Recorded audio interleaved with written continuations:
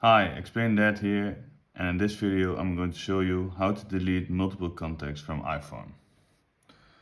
So normally if you want to delete a contact, you press on Contacts and then go to one of the persons that you want to delete, press Edit, scroll down, and then at the bottom it will say Delete Contact. But if you want to delete multiple contacts at once, you can't do it. You need to have an app for it. So go to the App Store and type in Groups, download this one and open it. Okay, so it will go to your contacts and then scroll down to the one you want to delete.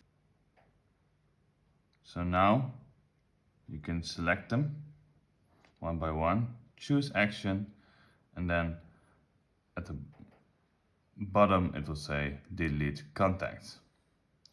So if you press those, it will delete them all at once.